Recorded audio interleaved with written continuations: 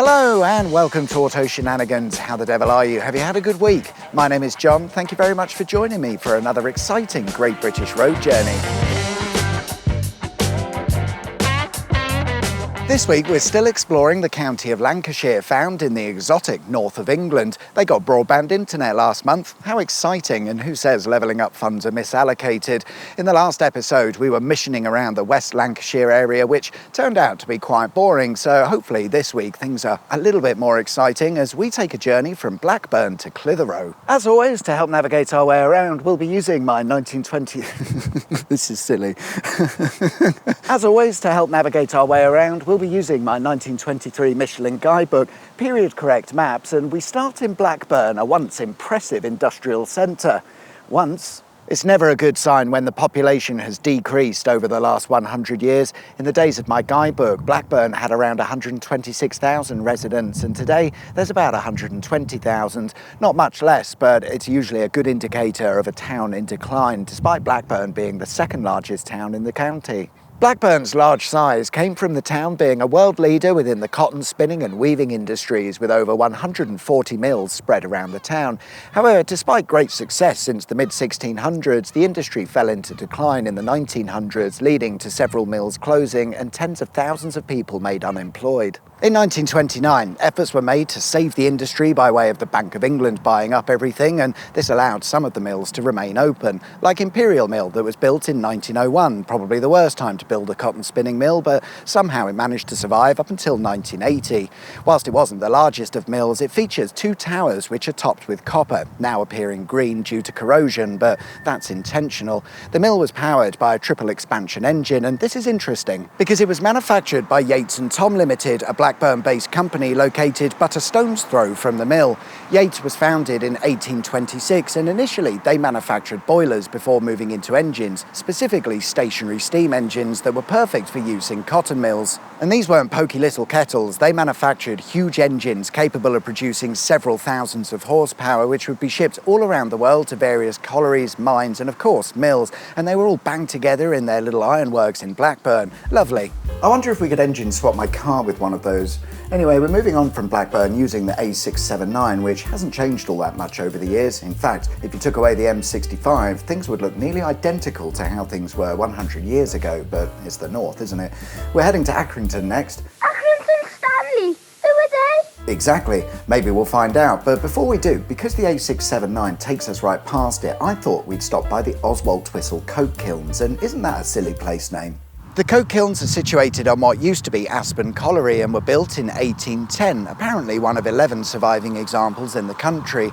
There would have been 3 rows of 9 kilns used to convert coal that was dug out next door into coke, which could then be used as a fuel within steel manufacturing.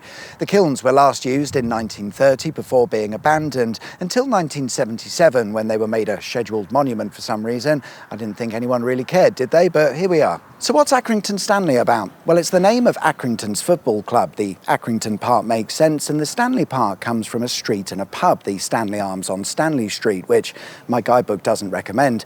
In those days, there were around 43,000 people living here, and today it's less than 35,000. Oh dear. Much like Blackburn, it was involved in the cotton industry, but not anymore. My guidebook suggests that maybe we'd like to visit Accrington's Town Hall, built in 1858 to distract you from the rest of the town, but also to commemorate a chap called Robert Peel, a guy that started the Metropolitan Police, and he was also Prime Minister for a bit. Was he born in Accrington? No, there's no connection, but he was born in Bury, Lancashire, which I suppose isn't that far from here. The building is noted in my guidebook as having an Italian design influence, or neoclassical you might say, and yes, it's correct. The central section features a porte-cochere supporting a balustrade and a hexa-style portico with Corinthian mortar columns.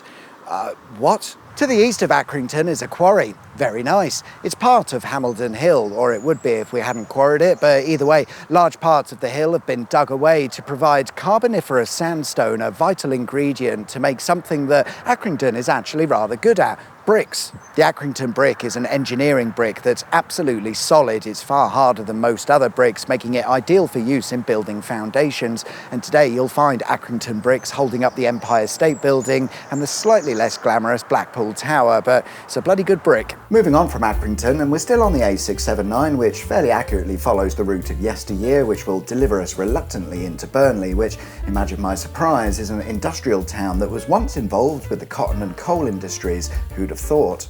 And much like the previous towns, Burnley has seen a population decrease over the years from 103,000 residents to about 78,000. And it's the usual story of an industry going into decline and nothing replacing it. Well, nothing useful. Where was once a huge colliery is now a park area, complete with its own miniature railway. It was set up in the early 2000s by a bunch of train spotter enthusiasts who just wanted to do it. There wasn't really any motive behind it other than just running some trains. So fair enough, and over 20 years later, they're still at it, but not on Thursdays, they're closed. As for the colliery that was once situated here, it was known as Bank Hall Colliery, which opened in 1865, and accordingly, there isn't much left on the ground to give away its once huge presence.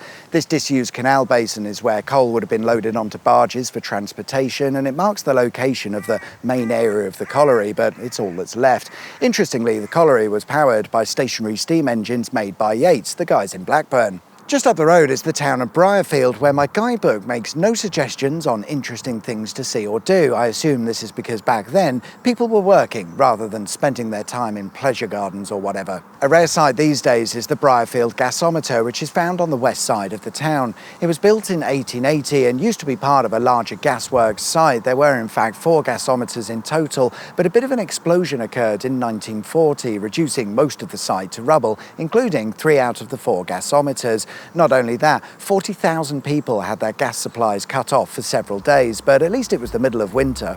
I'm sure it was fine, just put on another jumper. Our next stop is literally 30 seconds away. There's probably not enough time to fit in this voiceover, but we have to in order to keep the video structure to the correct specification. We're heading to the town of Nelson. No, I haven't heard of it either, but surely it can't be another mill town that saw a decline leading to a reduction in population? Yeah, Nelson's population has dropped by about 10,000 in the last 100 years, and it would seem that Northern England decline is the theme for today's video. Sorry about that, it wasn't intentional.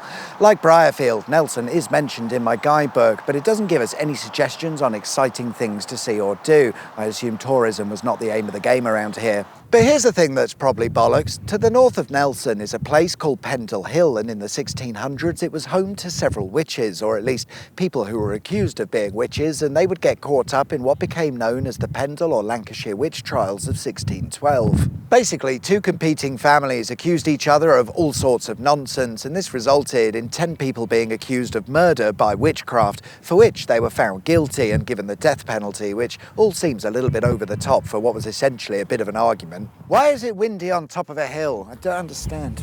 Let's head off to our final destination for the day, and our journey takes us around Pendle Hill and then onto the A671. This used to be the A59 before it was replaced by a new bypass which took on the A59 number. Despite the new bypass though, we're able to follow the original route without too much bother, and this will take us directly into Clitheroe. An unfortunate name perhaps, but on the plus side, the town has seen a population increase, so it must be doing really well. Today there are 17,000 people living here compared to the 12,100 years ago.